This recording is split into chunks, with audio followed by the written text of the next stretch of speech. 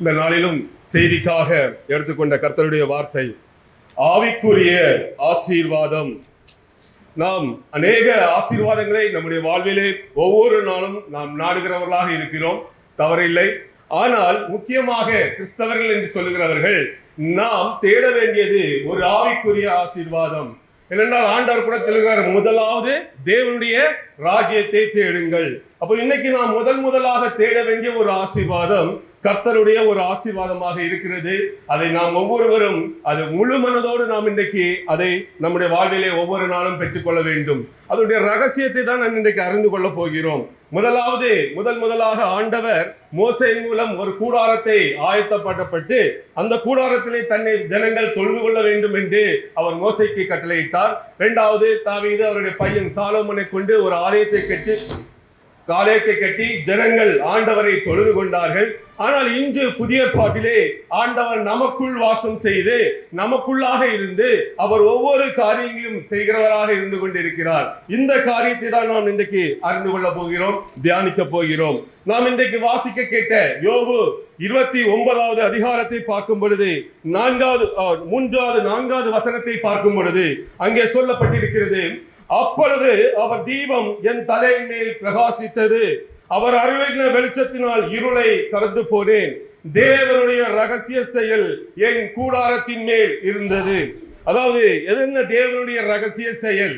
அதற்கு முன்பாக பார்க்கும் பொழுது அவருடைய தீபம் என் தலையின் மேல் இருந்தது. ஆத்துமாவிலே கிறிஸ்து நமக்குள் தங்குவதை இந்த வார்த்தை நமக்கு அழகாக சொல்லுகிறது. அதாவது தேவனுடைய ரகசிய செயல் நமது கூடாரம் என்பது சரீரம். அப்ப நம் சரீரத்துக்குள்ளாக தேவனுடைய ஒரு ரகசிய செயல் இருந்து கொண்டிருக்கிறது. இது நமக்கு தெரியும், ஆனாலும் அதனுடைய வேல்யூ நமக்கு தெரியாமல் அநேக பேர் அதை கொஞ்சம் சாதாரணமாக கடந்து போகிறோம். நாம் அதனுடைய வேல்யூ இன்னைக்கு தெரிந்து கொண்டோமானால் ஒவ்வொரு நாளும் நம்முடைய உள்ளம் இந்த ரகசிய செயலை நமக்குள்ளாக வாஞ்சிக்கும். நாம் ஒவ்வொருவரும் ஒவ்வொரு நாளும் எனக்கு இந்த ஆசீர்வாதம் வேண்டும், இந்த ஆவிக்குரிய ஆசீர்வாதம் வேண்டும் என்று நம்முடைய உள்ளம் ஒவ்வொரு நாளும் ஏங்கும் தாகத்தோடு இருக்கும். அதை தான் நாம் இன்றைக்கு அறிந்து கொள்ள போகிறோம். ரகசிய செயல் என்று சொல்லும் பொழுது, ரகசியம் என்றால் தெரியாது. அப்போ தெரியாத ஒரு செயலை நாம் தெரிய வேண்டும் என்றால் முதலாவது தெரிந்த செயலை நாம் அறிந்து கொள்ள வேண்டும். ஆண்டவருடைய ரகசிய செயலை அறிய வேண்டும் என்றால் அவருடைய வெளிப்படையான செயலை நீங்களும் நானும் அறிந்து கொள்ள வேண்டும். அவருடைய வெளிப்படையான செயல் என்ன? உலகத்தை உண்டாக்கினார், எல்லா படைப்புகளையும் உண்டாக்கி இருக்கிறார். மரங்கள், செடிகள், சமுத்திரம், மலை, என்னெல்லாமோ நம்ம பார்க்கிறோம். இதையெல்லாம் அவர் உண்டாக்கினது. இதெல்லாம் அவருடைய வெளிப்படையான செயல். இந்த வெளிப்படையான செயலை நாம் பார்க்கிற பொழுது எவ்வளவு மகிழ்கிறோம், பிரமிக்கிறோம், எவ்வளவு அருமையாக இருக்கிறது. இதை நாம் பார்த்து ரசிக்கிறோம். குறிப்பாக வெளி தேசங்களுக்கு இல்ல வெளியே ஒரு சுற்றுலா தலங்களுக்கு போகும் பொழுது நாம் பார்த்து மகிழ்கிறோம். இவ்வளவு அழகான மலையா, இவ்வளவு அழகான ஒரு ஆறா, இவ்வளவு அழகான ஒரு இடமா, ஐயோ என்ன அழகா இருக்கிறது என்று பார்த்து ரசிக்காதவர்கள் யாரும் இருக்க மாட்டார்கள். சோ இந்த முழு உலகத்தையும் பார்க்கும் பொழுது நானே அதிக நாள் பிரமித்தடைந்திருக்கிறேன். எவ்வளவு அழகாக ஆண்டவர் உருவாக்கி வைத்திருக்கிறார் என்று அவருடைய வெளிப்படையான செயலை பார்த்து நான் மகிழ்ந்த நாட்கள் அநேகம் உண்டு. சோ இன்றைக்கு அந்த வெளிப்படையான செயலை குறித்து வேதம் என்ன சொல்லுகிறது என்று பார்க்கும் பொழுது அதே யோபு 26வது அதிகாரம் 14வது வசனத்திலே பார்க்கும் பொழுது யோபு 26 போதும். அப்ப அதுக்கு முன்னால நீங்க இப்போ டைம் இல்ல வாசிக்க கேட்டீங்கன்னா அவருடைய படைப்பை குறித்து சொல்லுகிறது. அதுக்கு முன்பாக உள்ள எல்லா வசனங்களும் வீட்டுல போய் பாருங்க. படைப்பை குறித்து சொல்லிட்டு 14வது வசனம் சொல்லுகிறது, இதோ இவைகள் அவருடைய கிரியைகளில் கடைக்கோடியானவர்கள். படைப்பு இவ்வளவு பிரம்மாண்டமாக பார்க்கிறோம். படைப்பை என்ன அழகாக இந்த உலகத்தை பார்த்து ரசிக்கிறோம். வேதம் சொல்லுகிறது அவருடைய படைப்புகள் இவையெல்லாம் மிகவும் கடைக்கோடியானவைகள். மிகவும் சிம்பிளா உருவாக்கிட்டாரு, ரொம்ப சாதாரணமாக கடந்து போயிட்டாரு. ஒரே ஒரு வார்த்தை, உலகம் உண்டாயிற்று. அவருக்கு ஒரு சாதாரண ஒரு விஷயம். 6 நாளில் எல்லாவற்றையும் உருவாக்கி விட்டார். சாதாரண ஒரு விஷயம். ஆண்டவருடைய பார்வையிலே இது கடைகோடியான ஒரு விஷயம். ஆனால் நம்முடைய பார்வையிலே இது எப்படி இருக்கிறது? யோசித்து பார்க்க முடியாத அளவுக்கு ரொம்ப அருமையாக இருக்கிறது. கடவுளுடைய பார்வையிலே, ஆண்டவருடைய பார்வையிலே இது கடைகோடியாக தெரிகிறது. நமக்கும் தெரியும், ஒரு வார்த்தையிலே உருவாக்கப்பட்ட இந்த உலகம். அப்போ அப்படி வெளிப்படையான செயல் இவ்வளவு பிரம்மாண்டமாக இருக்கிறது. ரொம்ப சிம்பிளா ஆண்டவர் அதை உருவாக்கிட்டு போயிட்டார். ஆனா அதே ஆண்டவருக்கு ரகசிய செயல் ஒன்று இருக்கிறது. அதை உருவாக்குவதற்கு நம்ம ஆண்டவர் ரொம்ப கஷ்டப்பட்டிருக்காரு, ரொம்ப ரொம்ப கஷ்டப்பட்டிருக்காரு, சாதாரணமாக இல்லை. அது என்ன செயல் என்று பார்க்கும் பொழுது பிலிப்பியர் 3வது அதிகாரம் 21வது வசனத்திலே நாம் பார்க்கும் பொழுது, பிலிப்பியர் 3:21 அவர் எல்லாவற்றையும் தமக்கு கீழ்ப்படுத்திக் கொள்ளத்தக்க தம்முடைய வல்லமையான செயலின்படியே நம்முடைய அற்பமான சரீரத்தை தம்முடைய மகிமையான சரீரத்துக்கு ஒப்பாக மறுரூபப்படுத்துவார். இந்த சரீரத்தை அவருடைய சரீரத்துக்கு ஏற்றபடி மறுரூபமாக்குவதற்கு வசனம் சொல்லுகிறது, அவருடைய வல்லமையான செயலின்படியே. வல்லமையான செயல். இந்த உலகத்தை அவர் உண்டு பண்ணினது கடைகோடி சர்வ சாதாரணம். ஆனால் இந்த சரீரம், இந்த கண்ணுக்கு தெரிகிற இந்த சரீரத்தை என் ஆண்டவர் அவரை போல மறு ரூபமாக்குவதற்கு அந்த செயல் அவருக்கு வல்லமையான செயலாக இருக்கிறது. அதாவது கொஞ்சம் கஷ்டம் இல்ல, கொஞ்சம் it will take some time. அந்த வெளிப்படையான செயலை விட இது அவருடைய பார்வைக்கு கொஞ்சம் அதிகமாக தெரிகிறது. வெளிப்படையான செயல் லீஸ்டாக தெரிகிறது. அப்போ இந்த காரியம் ஏன் என்று பார்க்கும் பொழுது, இந்த மண்ணான மனிதனை அவருடைய ரூபமாக மாற்றுவதற்கு என் ஆண்டவர் 33.5 ஆண்டு காலம் இந்த உலகத்திலே வந்தார். இந்த பெரிய உலகத்தை 6 நாட்களிலே உருவாக்கின என் ஆண்டவருக்கு உங்களையும் என்னையும் மாற்றுவதற்கு, உங்களையும் என்னையும் அவரை போல மாற்றுவதற்கு 33 ஆண்டரை காலமாயிருக்கிறது. அதுதான் அவருடைய வல்லமையான செயல். அதுதான் அவருடைய வல்லமையான செயல். அன்பானவர்களே, ஆண்டவர் நமக்கு கொடுத்திருக்கிற இந்த அற்புதமான ஒரு ஆச்சரியமான இந்த அனுபவம், இந்த ஆவிக்குரிய ஆசீர்வாதம் மிகவும் மிகவும் அற்பம், பெரிய அதிசயமானது. இது எண்ணி முடியாத ஒரு பெரிய ரகசியம். ஆண்டவர் நம்மை அவரை போல மாற்றுவதற்கு என் தேவாதி தேவன் பட்ட கஷ்டங்கள் கொஞ்சம் நஞ்சம் அல்ல. 33 ஆண்டரை காலம் இந்த உலகத்திலே வந்து வாசம் செய்திருக்கிறார். நமக்காக ரத்தம் சிந்தி சிலுவையிலே மரித்திருக்கிறார். இதெல்லாம் எதற்கு? இந்த மண்ணான சரீரம் அவரை போல ஒரு நாள் மாற்றப்பட வேண்டும், அவரை போல மறுரூபமாக்கப்பட வேண்டும். அதற்காக தான் இத்தனை பாடுகளை என் தேவாதி தேவன் ஏற்றிருக்கிறார். அந்த ரகசியமான செயல், அந்த ரகசியமான செயலை இன்னைக்கு ஆண்டவர் உங்களுக்குள்ளேயும் எனக்குள்ளேயும் வைத்து அழகு பார்த்து கொண்டிருக்கிறார். இதை எத்தனை பேர் இன்னைக்கு நாம் பார்த்திருக்கிறோம், ருசி பார்த்திருக்கிறோம் என்று தெரியவில்லை. இதை நாம் உண்மையிலே அறிந்து கொண்டால் நம்முடைய வாழ்க்கை மிகவும் ஆச்சரியமாக ஆண்டவரை நோக்கி இன்னைக்கு நீங்கள் பார்க்க ஆரம்பிப்பீர்கள். என்ன அந்த ரகசிய செயல் என்று பார்க்கும் பொழுது, நீதிமொழிகள் 9வது அதிகாரம் 1வது வசனத்தை பார்க்கும் பொழுது, எடுத்தவங்க படிங்க.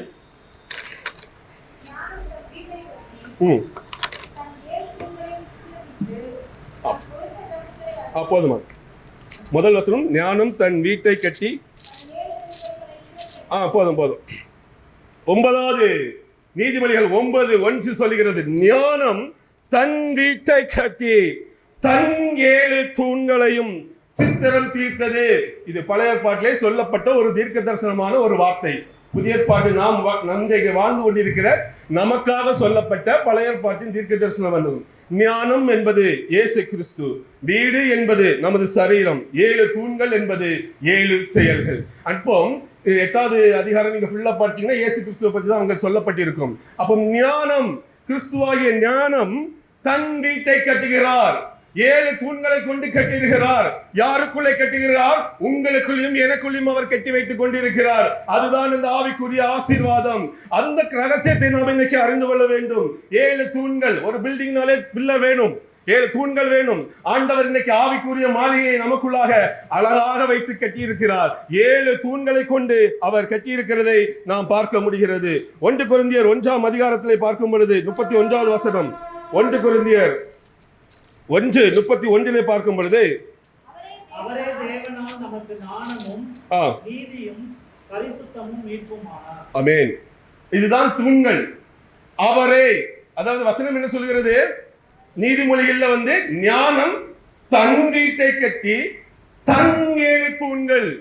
அப்போ இந்த வீடு அவருடையது, இதுக்குள் இருக்கிற அந்த தூண்கள் அவருடையது, ஞானத்துடையது. ஞானம் இயேசு கிறிஸ்துவினுடைய தூண்கள், இயேசு கிறிஸ்துவினுடைய வீடுதான் நமக்குள் கட்டப்பட்டிருக்கிறது. அந்த 7 தூண்கள் அவரை சார்ந்ததாக இருக்க வேண்டும், அவருடையதாக இருக்க வேண்டும், அவருடைய மகிமையாக அது காணப்பட வேண்டும். இங்கே 1 கொரிந்தியர் 1ஆம் அதிகாரம் 31 சொல்லுகிறது, அவரே யாரு? இயேசு கிறிஸ்து. தேவனால் யாரு? நமக்கு நம்பர் 1 ஞானம். ஒரு தூண் ஞானம், 2வது தூண் நீதி, 3வது தூண் பரிசுத்தம், 4வது தூண் மீட்பு. இப்படி 4 தூண்களை நமக்குள்ளாக வைத்திருக்கிறார். ஞானம் ஒரு மனிதன் சாதாரணமாக இருப்பது போல தெரியும். ஆனால் ஆண்டவர் ஒரு மனிதனுக்குள்ளாக வரும் பொழுது அவன் எப்படி ஞானம் அடைகிறான் என்று தெரியாது.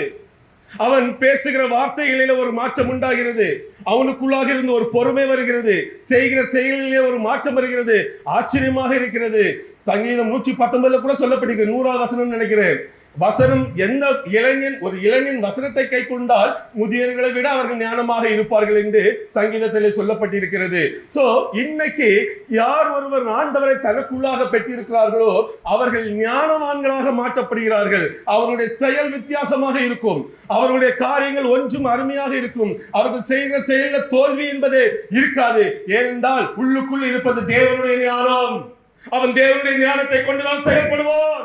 அதுதான் ரகசிய செயல். அவன் சாதாரணமாக எடுத்தோம் கவுத்தம் எதுவும் செய்ய மாட்டார்கள். பொறுமையோடு தேவ சமூகத்திலே காத்திருந்து தேவனோடு சஞ்சரித்து ஆண்டவர் சொல்கிற வார்த்தைகளை கேட்டு அவன் செய்ய பழகுவான். ஆனா ஒரு காலத்துல அவனு பார்த்தோம்னா எல்லாத்துக்கும் என்ன சொல்லுவாங்க, ரொம்ப ரொம்ப அவசரமான காரியங்களை செய்கிறார் என்று சொல்லியிருப்பார்கள். அப்பொழுது அவனிடம் இயேசு கிறிஸ்து இருந்திருக்க மாட்டார். எப்ப ஒரு மனிதனுக்குள் இயேசு தன்னுடைய வீட்டை இந்த தூண்களை கொண்டு கட்டுகிறாரோ அவனுக்குள்ளே உண்டாவது ஒரு பெரிய மாற்றத்தை நாம் பார்க்க முடிகிறது. அதே போல அடுத்தது நீதி. தேவன் நீதி. எதெல்லாமோ பண்ணுவாங்க, இஷ்டத்துக்கு பேசுவாங்க, இஷ்டத்துக்கு செய்வாங்க, துன்மார்க்கமாக திரிவார்கள் மனிதர்கள். திடீரென்று ஒரு நாள் அவர் வாழ்க்கையிலே இயேசு கிறிஸ்துவை சொந்த ரட்சகராக ஏற்றுக்கொண்டு அடுத்த நாள் அந்த மனுஷன் போய் பேசி பாருங்க, ஐயோ தப்பு பிரதர், பைபிள் வசனம் என்று சொல்கிறது, செய்யக்கூடாது பிரதர், அப்படின்னு செய்யக்கூடாது பிரதர், பைபிள் வசனம் சொல்லுகிறது. அதே வாய்தான் திரும்பி சொல்லும். ஏனென்றால் அவனுக்குள்ளே தேவனுடைய தூணை கொண்டு கட்டப்பட்ட வீடு இருக்கிறது. அதுதான் தேவ நீதி.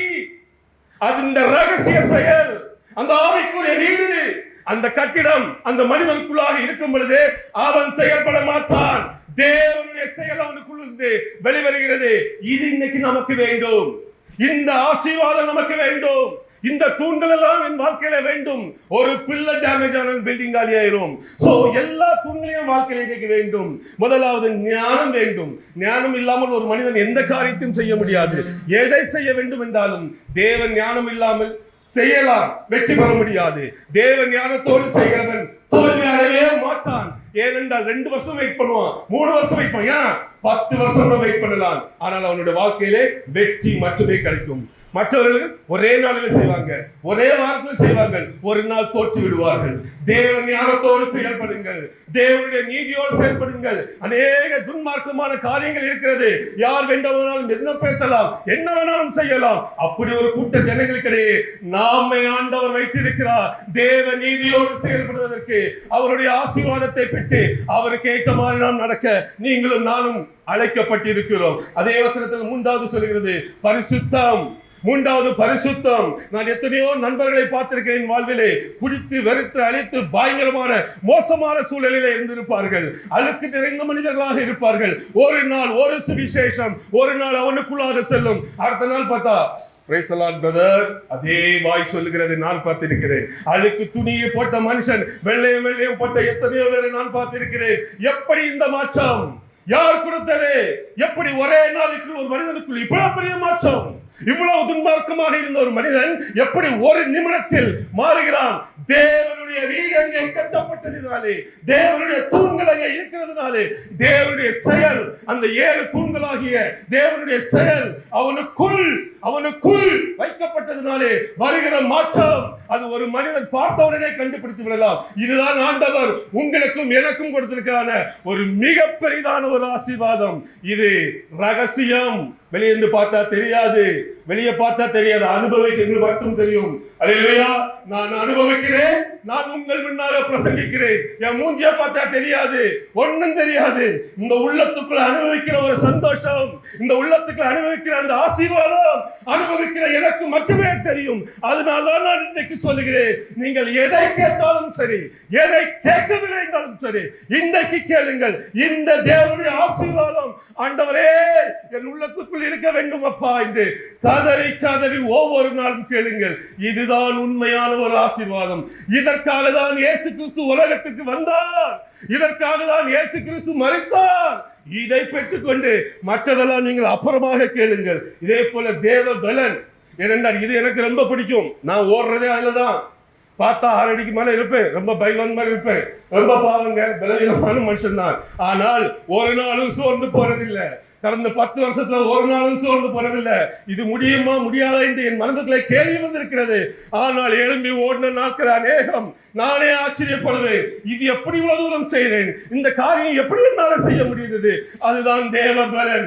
ஒவ்வொரு நாளும் ஒவ்வொரு காரியத்துக்கு முன்பாக தேவ சமூகத்திலே ஆண்டவரே உம்முடைய பலத்தினாலே என்னை நிரப்புங்க, பரிசுத்த ஆவி உங்களிடத்தில் வரும் பொழுது நீங்கள் பலனிழந்து சாட்சிகளாக இருப்பீர்கள் என்று சொன்னீங்களே, அந்த வசனத்தின்படி என்னை நடத்துங்க என்று நான் கேட்டுக்கொண்டு போகிறேன். என் ஆண்டவர் என்னை பலப்படுத்துகிறார்.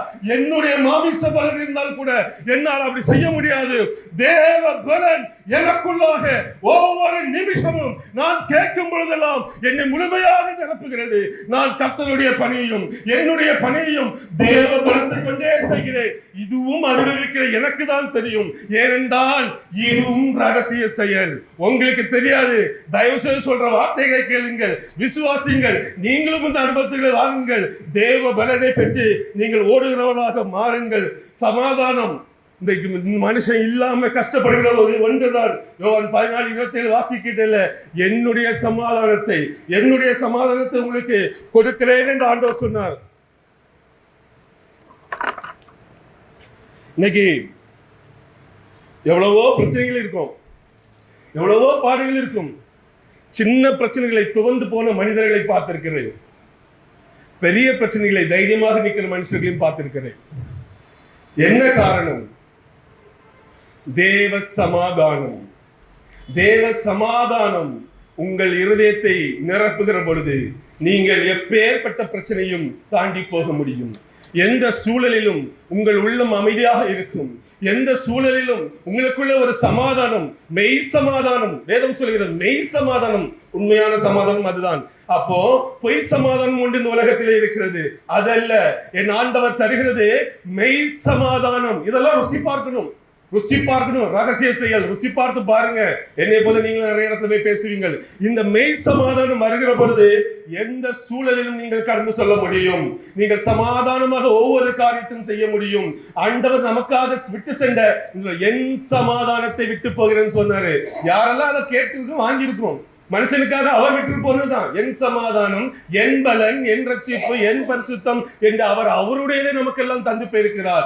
இந்த ஆசீர்வாதங்களை கேட்கிற அன்னைக்கே கிடைக்கும். இதுக்காக நீங்கள் 3 மாசம் உபவாசம் வைக்க வேண்டாம், நீங்க காத்திருக்க வேண்டாம். இன்றைக்கு கேட்டால் இன்றைக்கு கிடைக்கும். இந்த ஆசீர்வாதத்தை எல்லாம் நீங்கள் இன்றைக்கு ஆண்டவரிடம் கேட்டு செல்லுங்கள். கிருபை. அடுத்ததாக 2 கொரிந்தியர் 12:9 பார்க்கிறோம். என் கிருபை உனக்கு போதும். அது அவருடைய கிருபை. இந்த உலகத்துல கிருபை இல்லாமல் நம்மளால வாழ முடியாது. கிருபை இல்லாமல் எதுவும் செய்ய முடியாது. ஒரு ஊழியம் செய்ய வேண்டுமானாலும், எந்த வேலை செய்ய வேண்டுமானாலும் கர்த்தருடைய கிருபையை ஒரு மனிதனை வழிநடத்த முடியும். அவருடைய கிருபை இல்லாமல் ஒரு இன்ச்சும் அசையாது, ஒன்றும் பண்ண முடியாது. ஒரு ஸ்டெப் கூட நீங்க எடுத்து வைக்க முடியாது. நம்ம நினைக்கிறோம், ஓடுறோம், சாடுறோம், பேசுறோம், செய்யறோம், வேலை செய்யறோம். அவருடைய கிருபையில செய்துட்டு கொண்டு இருக்கிறோம். அதை புரிந்து கொள்ளுங்கள். இந்த கை இதிலிருந்து இப்படி தூக்குனாலும் அவருடைய கிருபை வேண்டும். அவருடைய கிருபை இல்லாமல் நடக்காது. இப்படிப்பட்ட அழகான நன்மைகளை ஆண்டவர் இன்றைக்கு எங்கே வைத்து வைக்கிறார்? உங்களுக்குள், எனக்குள் அவருடைய ரகசிய செயலாக வைத்து, ஒரு தூணாக வைத்து, அழகான ஒரு ஆவிக்குரிய மாளிகையை என் ஆண்டவர் உங்களுக்குள்ளும் எனக்குள்ளும் அழகாக கட்டி வைத்திருக்கிறார். இந்த மாளிகையை பார்த்து நாம் ரசிப்போம். எனக்குள் இருக்கிற வேதம் சொல்கிறது, வேதத்துல அவர் ஆவிக்குரிய மாளிகையை நமக்குள் கட்டி வைத்திருக்கிறார் என்று வேதம் சொல்கிறது. இந்த அழகான ஆவிக்குரிய மாளிகையை பார்த்து ரசிக்க நீங்கள் கற்றுக்கொள்ள வேண்டும். ஒவ்வொரு நாளும் நாம் இதிலே இருக்க வேண்டும். இந்த மாளிகைக்கு பெயர் கூட சொல்லப்பட்டிருக்கிறது. சங்கீதம் 102:15 சொல்லுகிறது, இந்த மாளிகையின் பெயர் சீயோன் என்று சொல்லப்பட்டிருக்கிறது. போதும். கர்த்தர் சீயோனை கட்டி தமது மகிமையில் வெளிப்படுவார். பரலோகத்துல ஒரு சீயோன் இருக்கிறது, இன்னைக்கு இருக்கிற இஸ்ரவேலில் ஒரு சீயோன் இருக்கிறது, அடுத்தபடியாக நமக்குள்ள அந்த சீயோன் இருக்கிறது. அந்த சீயோனை குறித்து தான் நான் இப்பொழுது பேசிக்கொண்டு இருக்கிறேன். சோ இன்னைக்கு நாம் ஒவ்வொருவருமே இந்த ஆவிக்குரிய மாளிகை நம்முடைய வாழ்க்கையிலே பெற்றவர்களாக நீங்களும் நானும் காணப்பட வேண்டும். இதை எப்படி நாம் பெற்றுக்கொள்வது, இந்த மாளிகையை நீங்களும் நானும் நம்முடைய வாழ்விலே எப்படி பெற்றுக்கொள்வது என்று பார்க்கும் பொழுது, அதே நீதிமொழிகள் 9ஆம் அதிகாரம் 2வது வசனத்திலே சொல்லும் பொழுது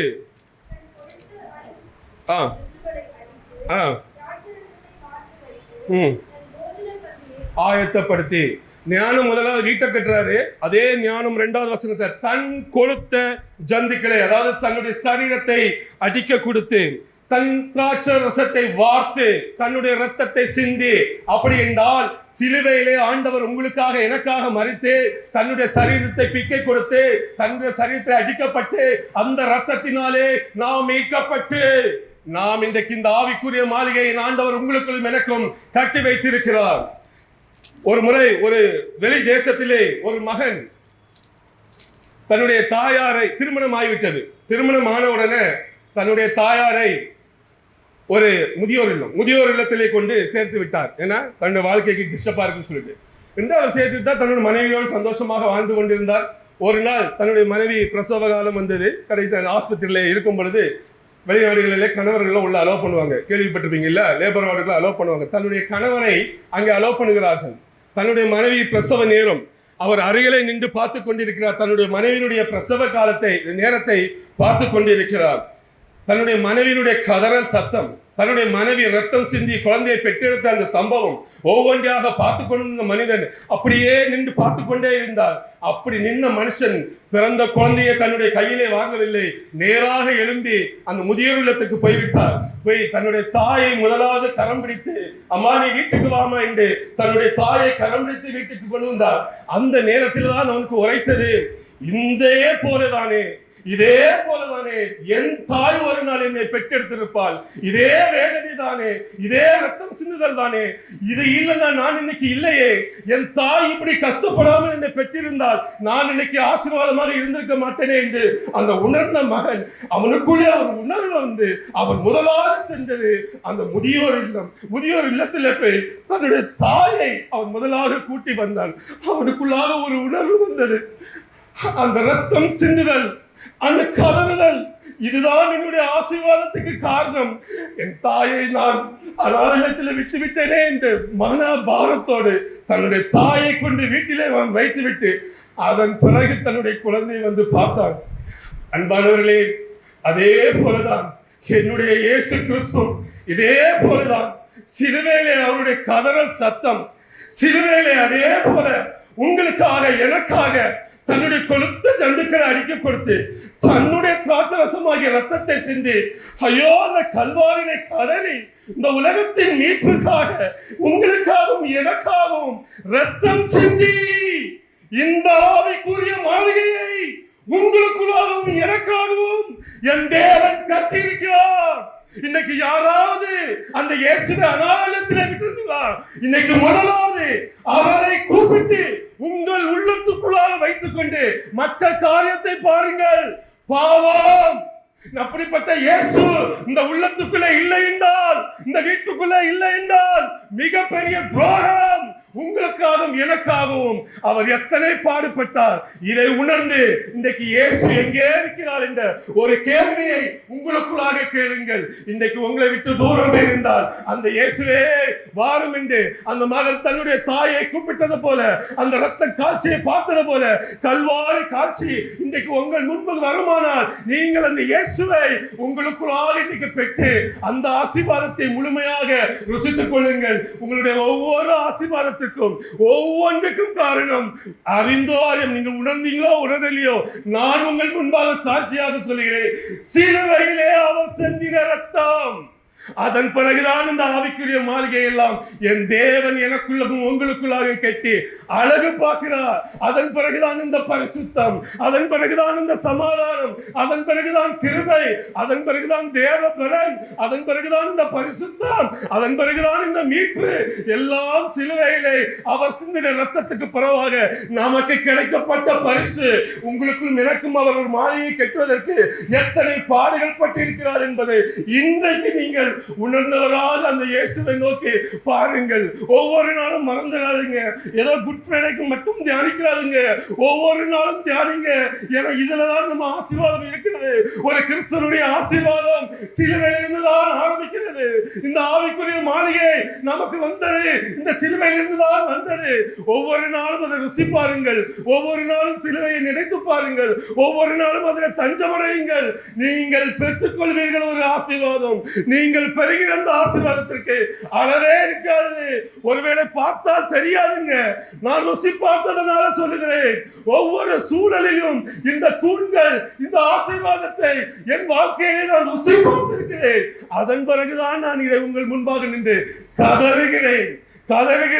அதே நீதிமொழிகளில் கூட அந்த 5வது வசனம் கூட சொல்லுகிறது. அதே சம்பவத்தில்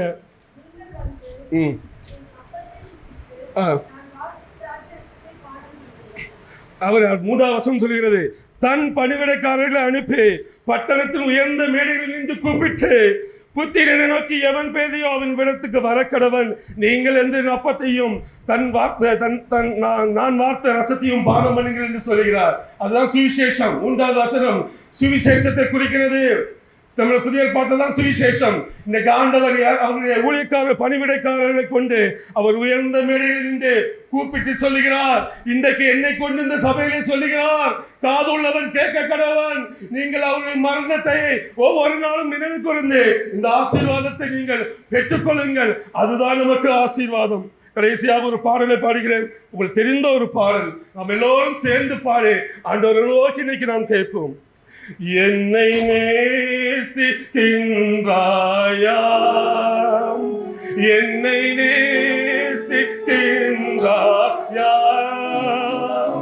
கல்வாரி காட்சியை கண்டபின்னும் நேசியாமல் இருப்பாயா, கல்வாரி காட்சியை கண்டபின்னும்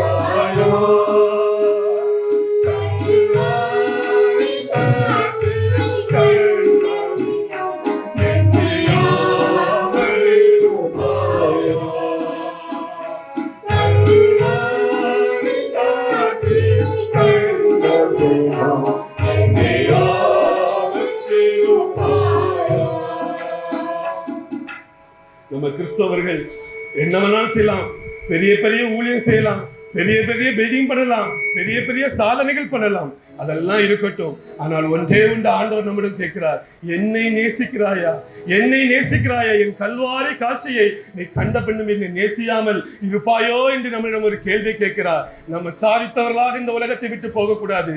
இயேசு கிறிஸ்துவை மரண பரியந்தம் நேசித்தவர்களாக நாம் ஒவ்வொருவரும் இந்த உலகத்தில் இருந்து போக வேண்டும். ஏதோ பெரிய ஊழியத்தை பண்ணிட்டு இத்தனை பேர் எல்லாம் தேவைதான், அதல்ல கணக்கு.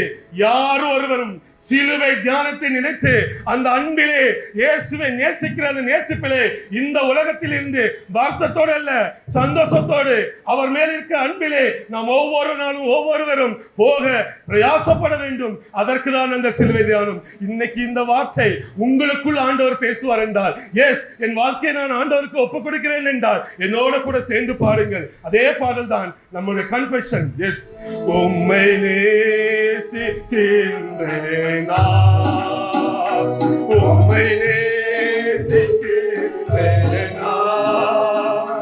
கல்வாரி காட்சியில் கண்ட பின்னும் மெசியாவும் இருப்பேனோ, கல்வாரி காட்சியில் கண்ட பின்னும் மெசியாவும் இருப்பாயோ.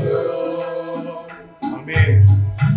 இன்னைக்கு நாம் ஒவ்வொருவரும் இந்த ஆவிக்குரிய ஆசீர்வாதத்தை உங்கள் வாழ்க்கையிலே தேடுங்க. ஆண்டவர் சொல்லியிருக்கிறார்ல, முதலாவது தேவனுடைய ராஜ்யத்தை தேடுங்கள். இதை தேடிட்டீங்கன்னா மற்றதெல்லாம் ஆட்டோமேட்டிக்கா கிடைக்கும். இந்த ஆசீர்வாதத்துக்கு அழுந்து புலம்புங்கள், இதற்காக கதறுங்கள். ஒருவேளை இதெல்லாம் குறைவிருக்குமான தேவ சமூகத்தில் இதற்காக காத்திருங்கள். இது எல்லாம் உங்களுக்கு கொடுக்கப்படும். இதுக்குதான் இயேசு கிறிஸ்து வந்தார். இதை முதலாவது பெற்றுக்கொள்ளுங்கள். இந்த வார்த்தைகள் உங்கள் ஒவ்வொருவருக்கும் சென்று கர்த்தர் இந்த வார்த்தைகளை ஆசீர்வதிப்பாராக. ஆமென், ஆமென்.